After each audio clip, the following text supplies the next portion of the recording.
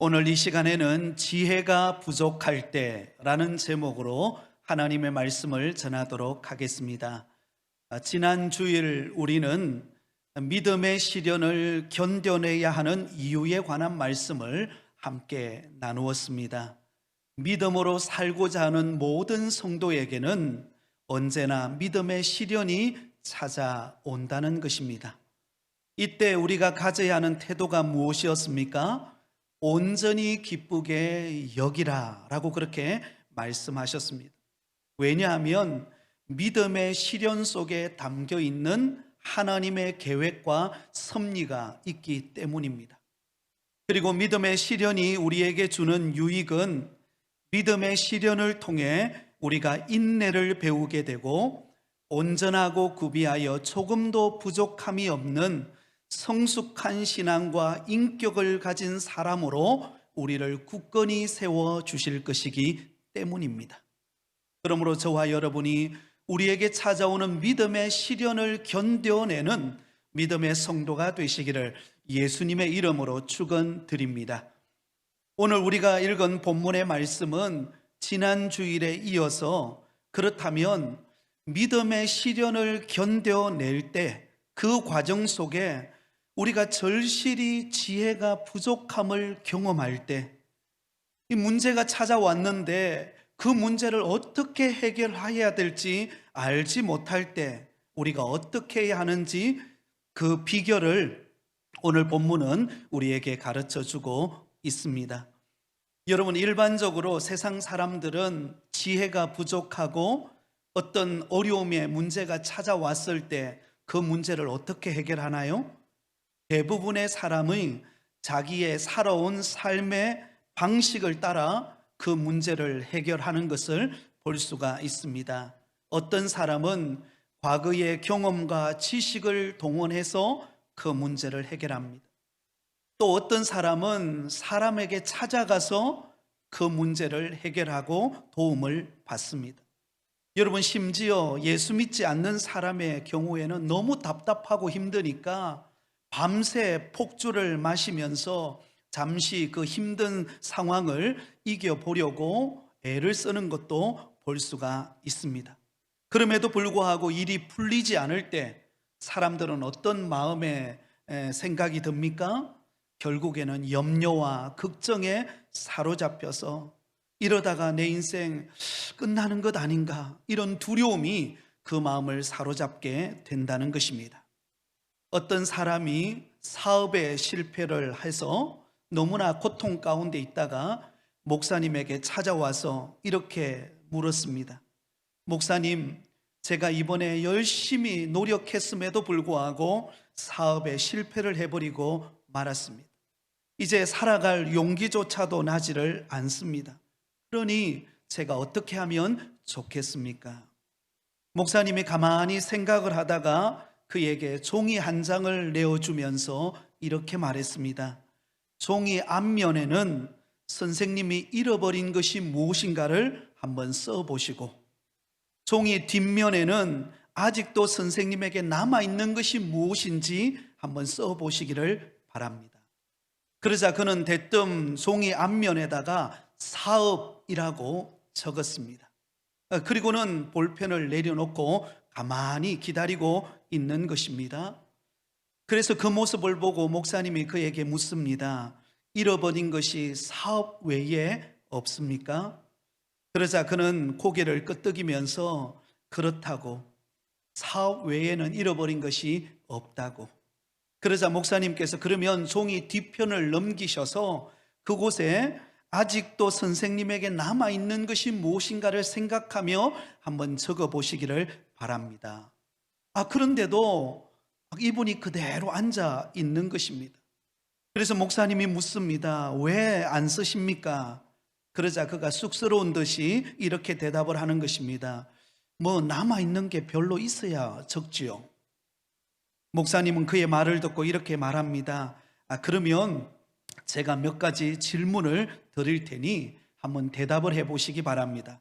첫 번째 질문은, 선생님에게는 아내가 있습니까? 없습니까? 네, 있지요. 저희 아내가 있습니다. 그렇다면 선생님의 아내는 선생님이 사업에 실패했을 때 선생님에게 바가지를 걸고 그리고 선생님을 못 사게 굽니까? 아니지요. 저희 아내는 너무나 착합니다. 제가 사업에 실패하고 용기를 잃어버렸을 때에 저희의 곁에 와서 용기를 잃지 말라고 그리고는 위로하고 격려해 주었습니다. 그러자 목사님이 말했습니다. 그러면 그 종이에다가 아내라고 적으시기 바랍니다. 아내만큼 선생님에게 큰 힘이 되는 사람도 없을 것입니다. 그리고는 목사님이 두 번째 질문을 던졌습니다. 선생님에게는 자녀가 몇 명 있습니까? 네, 아들 둘, 딸 하나가 있습니다. 그러면 자녀들이 선생님에게 속을 썩힙니까? 아니요. 저희 아이들은 너무나 착합니다. 말도 잘 듣고 나름대로 자기 하는 일을 열심히 해나가고 있습니다. 그렇다면 그 종이에다가 아들 둘, 딸 하나라고 적으시기 바랍니다. 선생님에게 큰 힘이 될 것입니다. 그리고는 목사님이 세 번째 질문을 그에게 던졌습니다. 선생님은 건강하십니까? 네, 저를 보세요. 건강합니다. 그렇다면 그 종이에다가 건강이라고 적으시기 바랍니다. 건강도 너무나 귀중한 자산 아니겠습니까? 그리고는 목사님이 네 번째 질문을 그에게 던졌습니다. 선생님이 이번에 사업을 실패하셨는데요. 그 사업을 실패하면서 얻은 교훈이 있습니까?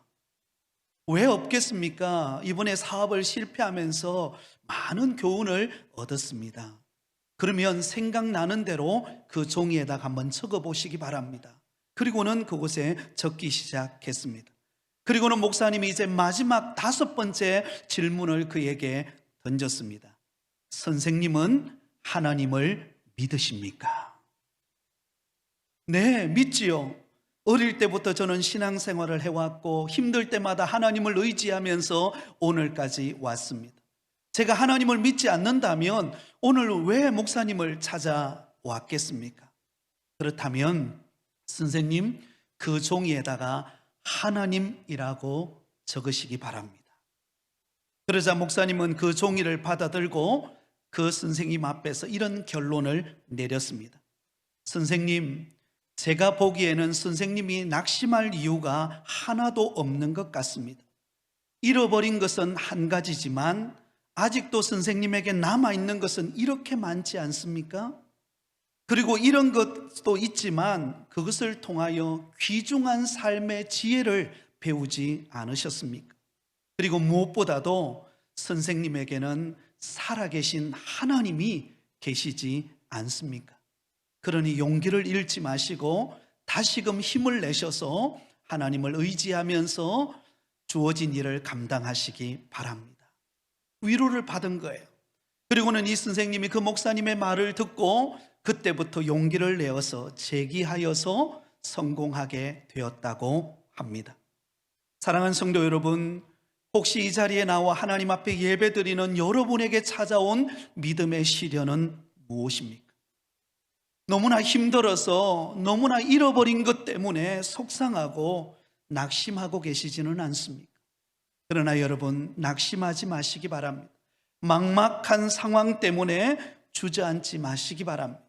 왜냐하면 우리 앞에는 아직도 남아있는 것이 많이 있기 때문입니다. 우리가 무엇인가를 잃어버렸다고 하지만 하나님은 사실 우리에게 너무나 소중한 것들을 많이 주셨습니다. 여러분, 돈을 잃어버리셨습니까? 그 잃어버린 돈 때문에 우리의 믿음을 갖게 되지 않으셨습니까? 여러분, 건강을 잃어버리셨습니까? 그 건강 때문에 하나님을 더 의지하는 법을 배우지 않으셨습니까? 그러므로 오늘 이 시간에 야고보 사도가 우리에게 들려주시는 우리가 지혜가 절실히 부족함을 느낄 때 어떻게 내 앞에 찾아온 인생의 문제를 해결해야 될지 갈팡질팡하면서 결정을 내리지 못할 때 우리는 어떻게 우리의 인생의 지혜의 부족한 부분을 우리가 극복할 수 있을까요? 그 방법이 무엇일까요? 첫 번째는 하나님께 필요한 지혜를 구하라라는 것입니다. 오늘 본문 5절 말씀을 우리 같이 읽겠습니다. 너희 중에 누구든지 지혜가 부족하거든 모든 사람에게 후히 주시고 꾸짖지 아니하시는 하나님께 구하라. 그리하면 주시리라. 할렐루야. 여러분, 우리가 어려움을 당해서 지혜가 부족할 때 어떻게 이 문제를 해결해야 될지, 어떻게 이 어려움의 환경을 극복해야 될지 주저앉고 그 문제를 해결하지 못할 때 우리에게 가장 먼저 요청하는 것은 하나님께 필요한 지혜를 달라고 기도하라고 권면하고 있습니다. 자, 오늘 이 본문의 말씀을 통하여 우리에게 권면하고 있는 이 야고보 사도는 어떤 사람이었을까요? 기도의 사람이었습니다. 얼마나 그가 기도를 많이 했든지 그의 무릎이 낙타의 무릎처럼 되어버렸습니다. 그래서 그의 별명이 낙타 무릎이라고 하는 별명이 붙어 있습니다. 실제로 그는 기도를 많이 하면서 많은 하나님의 능력을 체험하지 않을 수 없었습니다. 왜냐하면 초기 예루살렘 교회의 감독으로서 그 새롭게 탄생한 교회를 이끌어 간다는 것, 여러분 쉬운 일이 아니었을 것입니다. 여러분 노하우도 없고 경험도 없습니다. 그리고 이제 막 탄생하고 교회가 부흥해 가면서 다양한 문제와 여러 가지 어려움의 문제들이 그의 앞에 찾아왔을 것입니다.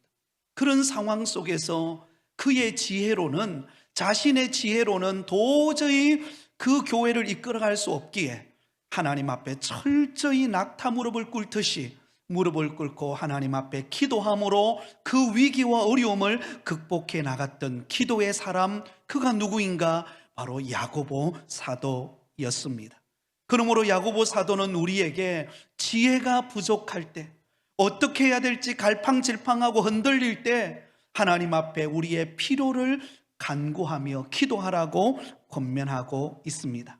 자, 여러분, 여기 지혜가 부족할 때 하나님께 지혜를 구하라고 그렇게 말씀하고 있는데요, 일반적으로 이 지혜라고 하는 단어가 원어로 살펴보면 크게 두 가지 의미가 있습니다. 하나는 소피아라고 하는 의미가 있습니다. 소피아.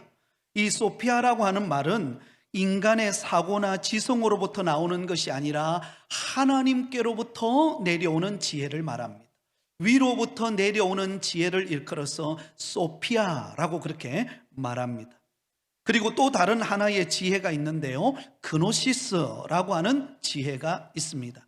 이것은 인간에게 주어진 상황에서 무엇을 할 것인지 아는 인간의 지혜, 인간의 어떤 경험을 통한 지혜를 말합니다. 인간 스스로에게 주어지는 스스로의 삶의 지혜를 말합니다. 그런데 여러분, 오늘 본문 속에 야고보 사도가 우리에게 구해야 하는 지혜, 우리가 지혜가 부족할 때에 어떻게 문제를 극복해야 될지 모를 때 그때 구해야 될 지혜는 어떤 지혜를 말할까요? 소피아라는 단어를 사용합니다. 하나님께로부터 내려오는 지혜를 말합니다. 한번 따라해 볼까요? 소피아. 네, 하나님께로부터 내려오는 지혜를 공급받기 위하여 기도하라는 것입니다. 왜냐하면 우리의 인생은요, 우리의 힘으로 해결할 수 없는 문제들이 너무나 많기 때문입니다. 여러분, 때로는 육신의 아픔을 경험하고 때로는 사업의 어려움을 경험하고 우리의 인생에 예상치 못했던 환경의 문제를 딱 맞닥뜨렸을 때는 지금까지 내가 경험해왔고 내가 체험해왔던 그 방식으로 해결할 수 없는 문제가 우리에게는 너무나 많기 때문에 그렇습니다.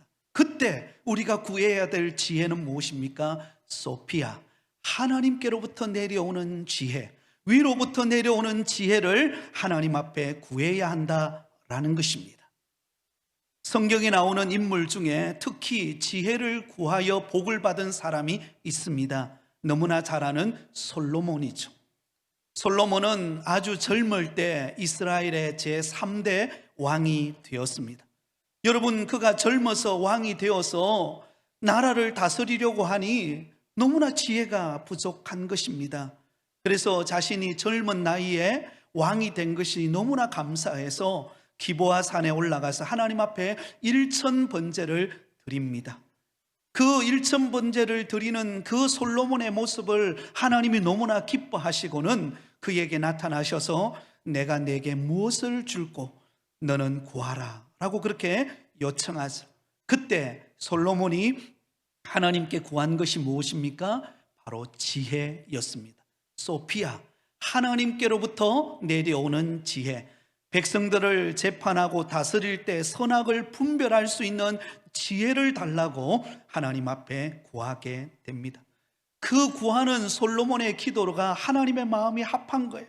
그렇구나, 내가 재물을 구한 것도 아니고 하나님 앞에 지혜를 구하여 백성들을 바르게 판단하고 지도할 지도력을 가지는 지혜를 달라고 기도했으니 내가 너에게 지혜만 주는 것이 아니라 너에게 명예도 주고 너에게 물질도 주리라. 그렇게 하나님께서 약속하셨습니다.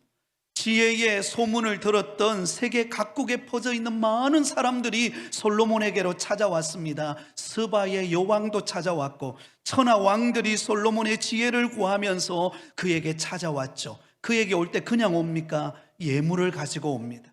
그리고 여러분, 이 지혜를 구했던 솔로몬 왕에게 명예도 주시고 사람도 붙여주시고 물질도 얻게 하시는 하나님의 형통한 복을 주시는 것을 볼 수가 있습니다. 그래서 우리가 지혜서라고 말하는 잠언서를 읽어보면 이 지혜의 가치에 관하여 우리에게 이렇게 말하고 있습니다. 잠언 3장 14절에 지혜를 얻는 것이 은을 얻는 것보다 낫고 그 이익이 정금보다 나으니라. 잠언서 3장 15절에 지혜의 오른손에는 장수가 있고 왼손에는 부귀와 영화가 있느니라. 잠언 3장 16절에 지혜의 길은 즐거운 길이요 평강의 길이로다. 잠언 3장 18절에 지혜는 그 얻는 자에게 생명나무니라. 할렐루야. 그러므로 여러분, 우리가 하나님께서 만약에 우리에게 너의 소원이 무엇이냐라고 묻는다면 저와 여러분이 가장 먼저 구해야 될 것은 바로 위로부터 내려오는 지혜인 줄 믿으시기 바랍니다. 하나님 앞에 위로부터 내려오는 소피아의 지혜를 구할 때 하나님께서는 상상할 수 없는 은혜의 문을 여셔서 우리에게 지혜를 허락해 주신다는 것입니다. 탈무드에 보면 지혜가 돈이고 정보가 돈이고 기도가 돈이다, 이런 표현이 있습니다. 지혜가 돈이라는 겁니다. 기도가 돈이라는 것입니다. 여러분, 사업을 경영하시는 분들은 거래를 앞두고 하나님 앞에 지혜를 구하실 수 있기를 바랍니다. 건강의 회복을 사모하는 분이 계시다면 병을 치료하는 지혜로운 의사를 만나게 해달라고 기도하시기 바랍니다. 갈림길에 놓였을 때 하나님의 가장 선한 길이 무엇인가를 나에게 깨닫게 해달라고 하나님 앞에 기도하는 여러분 되시기를 바랍니다. 5만 번 기도의 응답을 받았던 조지 뮬러에 관한 일화 중에 이런 일화가 있습니다. 그가 애슐리 다운이라고 하는 큰 고아원을 세워서 아이들을 돌보고 있었습니다. 그런데 어느 추운 겨울날 갑자기 고아원에 보일러가 고장이 난 거예요. 여러분, 오늘날에는 연락을 하면 금방 보일러를 고치는 분이 와서 고쳐주지만 이 당시만 하더라도 보일러를 고치기 위해서는 적어도 일주일이라는 시간이 걸려야만 했습니다. 그러니 고아원 전체가 온통 비상에 걸린 것입니다. 그래서 그 관계자가 이 조지 뮬러에게 찾아와서 말하는 겁니다. 큰일 났습니다. 보일러가 고장이 나서 이 추운 날씨에 어린이들이 다 얼어 죽게 생겼습니다. 그러자 그 말을 들었던 조지 뮬러는 성경책을 들고 그 고아원에 있는 교회당으로 갑니다. 그리고는 밤을 새우면서 하나님 앞에 도움을 요청하며 기도하기 시작했습니다. 하나님, 시간과 때를 주관하시는 하나님께서 긍휼을 베풀어 주셔서 보일러 고치시는 분이 일주일 후에 오신다는데 그동안 일주일 동안 봄 날씨와 같은 날씨를 허락해 주옵소서. 근데 여러분, 놀라운 일이 일어납니다. 갑자기 동풍이 불어오더니 영국 전체가 날씨가 봄 날씨처럼 따뜻하게 바뀌어 버린 것입니다. 그리고는 일주일 동안 보일러 없이도 이 아이들이 그 추위를 견딜 수 있도록 하나님이 은혜를 베풀어 주시고 일주일 후에 그 보일러를 고치는 분이 와서 보일러를 고쳐주자 그때 다시 매서운 추위가 시작이 되었다고 합니다. 여러분, 이것을 어떻게 우리가 이성적으로 우리가 해석해낼 수 있겠습니까? 우리가 지혜가 부족할 때, 우리의 삶의 고난과 어려움을 겪을 때, 내 힘으로는 도저히 그 문제를 해결할 수 없을 때 위로부터 내려오시는 소피아의 지혜를 주시는 하나님 앞에 기도함으로 응답받는 믿음의 성도가 되시기를 예수님의 이름으로 축원드립니다. 두 번째로, 여러분, 지혜가 부족할 때 하나님에 대한 바른 인식을 가지시기 바랍니다. 여러분, 지혜가 부족하고 환경에 어려움이 딱 닥치면은요, 어떻게 해야 될지 난감해질 때가 너무 많은 거예요.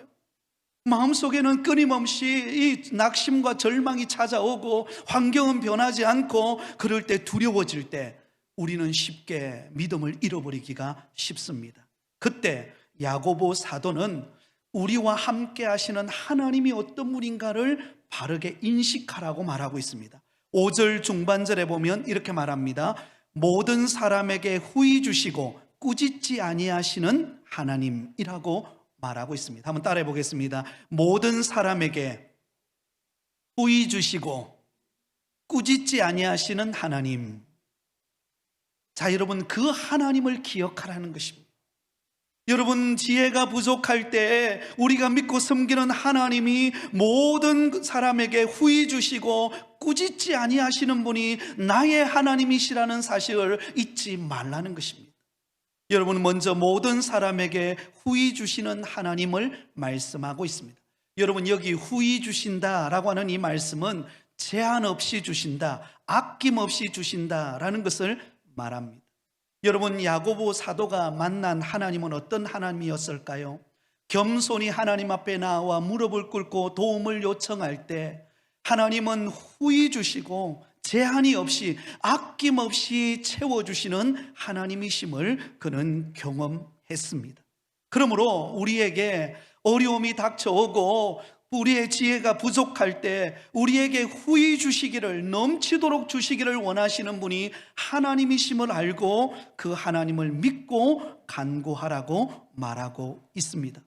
여러분, 사도 바울도 그가 복음을 전하는 선교 현장을 다닐 때 그에게는 수많은 어려움과 위기들을 경험했습니다. 그러나 그 가운데 하나님을 의지하고 기도하고 나아갔을 때 하나님께서 그의 사역 가운데 풍성함으로 채워주셨던 하나님이심을 그는 간증하고 있습니다.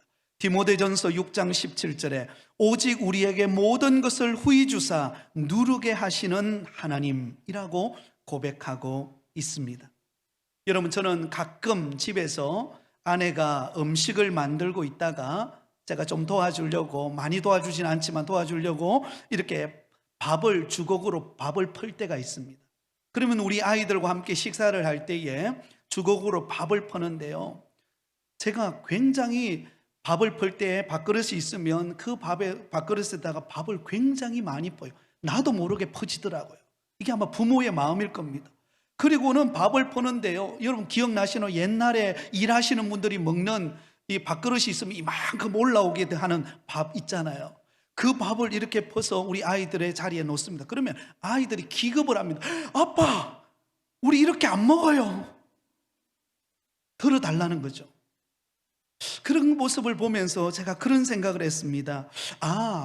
이 부족한 부모지만 자녀들에게 이왕이면 좀 많이 먹이고 싶고 좀 맛있는 걸 주고 싶어 하는 마음이 부모에게 있다면, 하나님은 우리를 바라보실 때, 하나님의 자녀들을 바라보실 때 어떻게 하시기를 원하실까? 우리 하나님은 후히 주시기를 원하시는 하나님이신 줄을 믿으시기를 바랍니다. 그래서 저는 늘 새벽에 기도할 때마다 제 인생의 모토로 삼고 하나님 앞에 새벽마다 붙잡고 기도하는 약속의 말씀이 있습니다. 바로 빌립보서 4장 19절입니다. 나의 하나님이 그리스도 예수 안에서 영광 가운데 그 풍성한 대로 너희 모든 쓸 것을 채우시리라. 저는 이 말씀을 붙잡고 기도합니다. 하나님, 우리 부곡교회 안에 하나님이 풍성한 대로 너희 모든 쓸 것을 채우시리라고 약속하셨사오니, 이 코로나 시기 가운데서도 우리 성도들의 가정에, 또 우리 주의 몸된 교회에 하나님 넉넉함으로 채워 주시옵소서, 이렇게 기도하고 있습니다. 하나님이 이 말씀대로 역사하실 줄 믿습니다. 또한 우리가 인식해야 될 하나님은 꾸짖지 않고 주시는 하나님이심을 믿어야 합니다. 하나님은 우리에게 풍성한 것으로 채워주실 뿐만 아니라 하나님은 우리를 꾸짖지 아니하신다는 것입니다. 여기서 꾸짖지 아니하신다라는 이 말씀은 시비 걸거나 트집 잡지 않는다라는 것입니다. 우리가 하나님 앞에 기도하고 나올 때에 하나님이 우리를 트집 잡는다면 어떻게 우리가 하나님 앞에 기도하고 마음껏 하나님 앞에 나올 수가 있겠습니까? 여러분, 만약에 트집을 잡는다면요, 아마 저와 여러분은 살아남지 못할 것입니다. 왜냐하면 우리는 지난 한 주간을 살아오면서 나름대로 믿음으로 산다고 했지만 하나님 앞에 우리가 얼마나 부족한 모습이었습니까? 얼마나 하나님 앞에 부끄러운 모습도 많았습니까? 그러면 만약에 하나님께서 그런 모습으로 우리를 판단하신다면 우리는 하나님 앞에 감히 나올 수 없을 것입니다. 그런데 우리가 믿는 하나님은 우리를 꾸짖지 아니하신다는 것입니다. 우리가 하나님 앞에 나올 때마다 지혜가 부족하고 어떻게 해야 될지 알지 못할 때 하나님 앞에 나와서 도움을 구하고 하나님을 의지할 때마다 하나님은 우리를 꾸짖으시는 분이 아니라 우리를 더 가까이 해주시고 우리에게 도움을 주시는 하나님이신 줄 믿습니다. 그래서 하나님은 우리에게 더 간절히 기도하라고 말합니다. 마태복음 7장 7절에 구하라 그리하면 너희에게 주실 것이요 찾으라 그리하면 찾아낼 것이요 문을 두드리라 그리하면 너희에게 열릴 것이니. 구하고 찾고 문을 두드리라. 여러분, 이것이 아버지의 마음이에요. 여러분, 때로는 우리가 실수하고 한 주간 살아오면서 나의 연약함을 경험하고 감히 하나님 앞에 나오기에도 부끄럽다 할지라도 그럼에도 불구하고 하나님은 우리를 꾸짖지 아니하시고 넓은 품으로 우리를 안아주시는 하나님 앞에 나와 우리의 연약함을, 우리의 부족함을 내어놓고 간구하는 여러분 되시기를 바랍니다. 심지어 주님께서는 마태복음 7장 9절에서 11절에 이렇게 말합니다. 너희 중에 누가 아들이 떡을 달라 하는데 돌을 주며 생선을 달라 하는데 뱀을 줄 사람이 있겠느냐? 너희가 악한 자라도 좋은 것을 자식에게 줄 줄 알거든 하물며 하늘에 계신 너희 아버지께 구하는 자에게 좋은 것으로 주시지 아니하시겠느냐? 여러분, 아들이 생선을 달라 하는데 그 생선을 달라 하는 아들에게 뱀을 줄 아버지가 없다는 거예요. 여러분, 그 아들이 정말로 사모하는 마음으로 그렇게 바라는데 여러분, 떡을 달라 하는데 돌을 줄 부모가 누가 있습니까?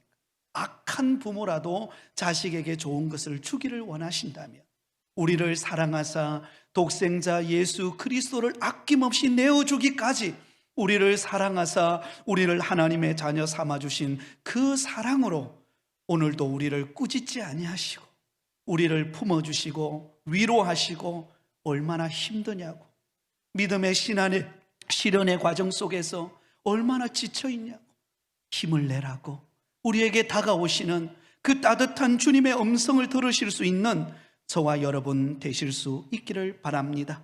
다윗도 이렇게 고백합니다. 시편 31편 19절에 은혜를 쌓아놓고 기꺼이 베풀어 주시는 하나님이시니라.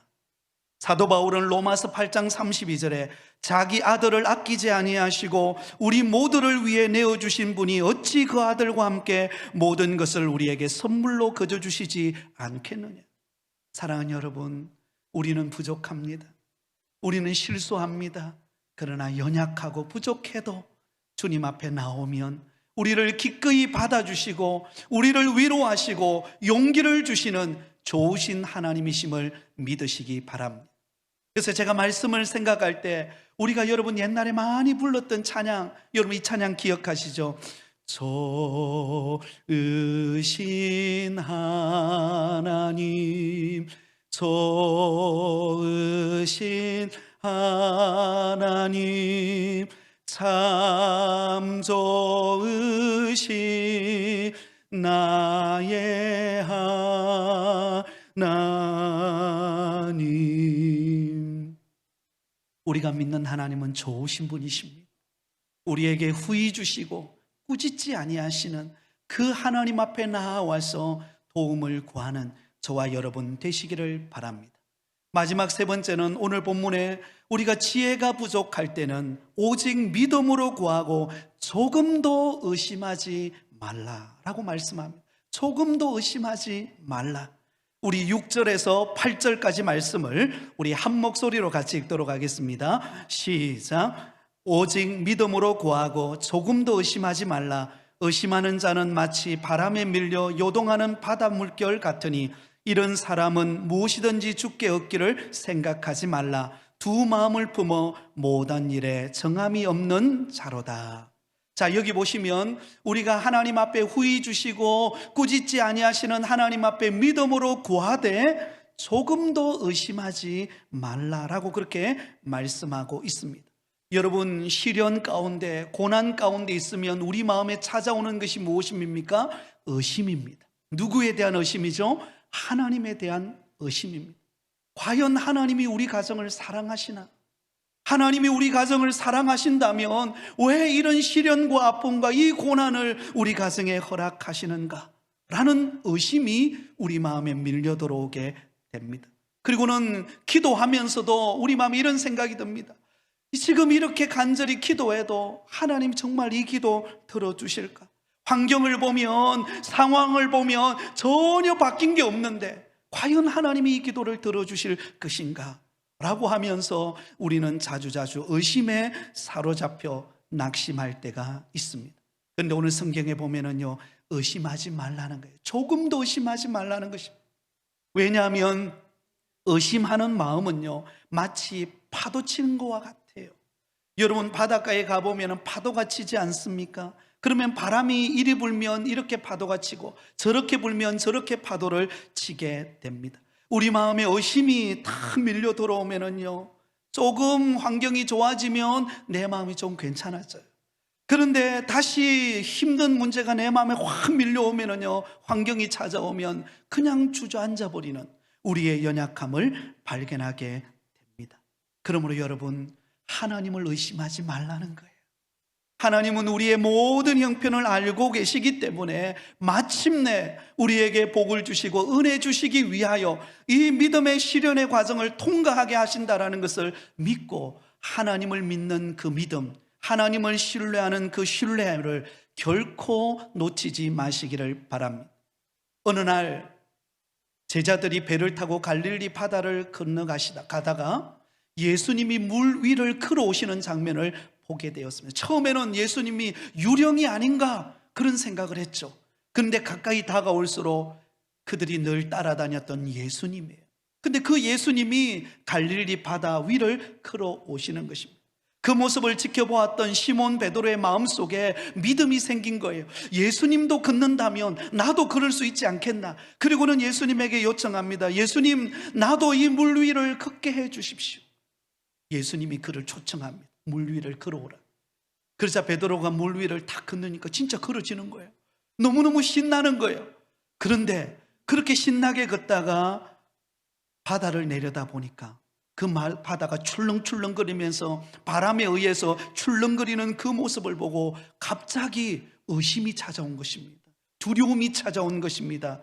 그러자 그가 물속으로 쑥 들어가 버리는 현상이 벌어지는 것입니다.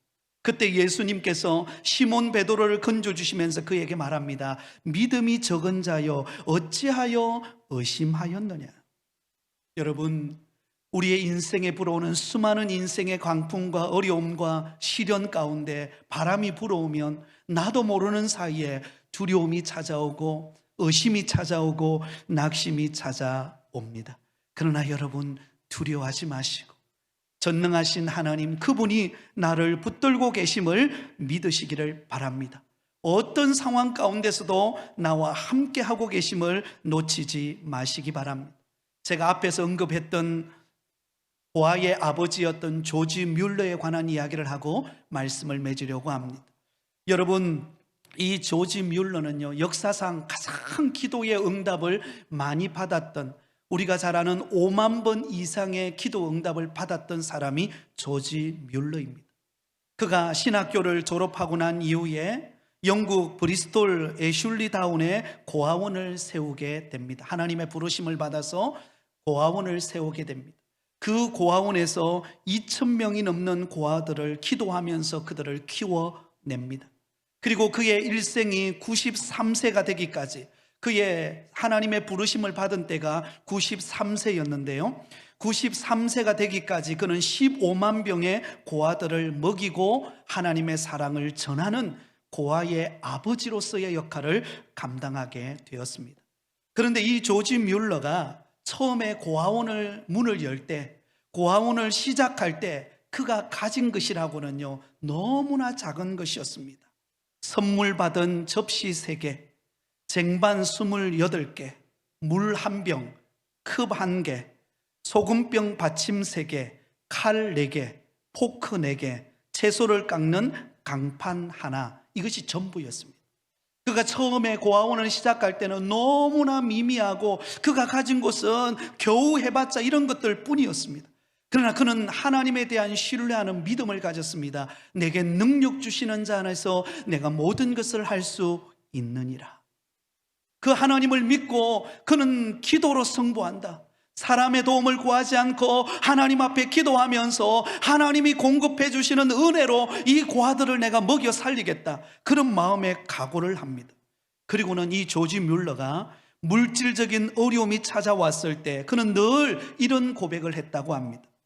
나의 이 금전적인 필요를 채울 방법이 어떻게 오는지는 나는 모른다. 하지만 오직 내가 아는 것은 하나님은 전능하신 분이시라는 것이다. 그리고 모든 것은 하나님의 손안에 있습니다. 하나님께서 반드시 도우실 것입니다. 하나님이 어떻게 내가 지금 이 어려움이 찾아왔을 때, 물질적인 어려움, 육신의 질병의 고통, 수많은 환경의 어려움이 찾아올 때 어떤 방법으로 이 문제가 해결될지 나는 모르지만, 그러나 분명한 사실은 하나님은 전능하신 분이시라는 것입니다. 할렐루야. 그리고 나의 모든 것은 하나님의 손에 달려 있다는 것입니다. 그러므로 하나님이 반드시 여러분을 도우실 것입니다. 하나님은 반드시 역사하실 것입니다. 그러므로 여러분, 믿음의 시련이 다가올 때, 여러분 우리가 어떻게 해야 될지 몰라 할 때 하나님 앞에 위로부터 내려오시는 소피아의 은혜를 사모하면서 하나님 앞에 지혜를 구하시기 바랍니다. 그리고 여러분, 하나님의 능력으로 구할 때 하나님을 전적으로 신뢰하십시오. 그러면 하나님이 우리를 도우실 것입니다. 부이 주시고 꾸짖지 아니하시는 하나님께서 저와 여러분의 삶 가운데 응답을 주실 줄 믿습니다. 이 한 주간 하나님을 의지하며 기쁨으로 살아가는 저와 여러분이 되시기를 예수님의 이름으로 축원드립니다.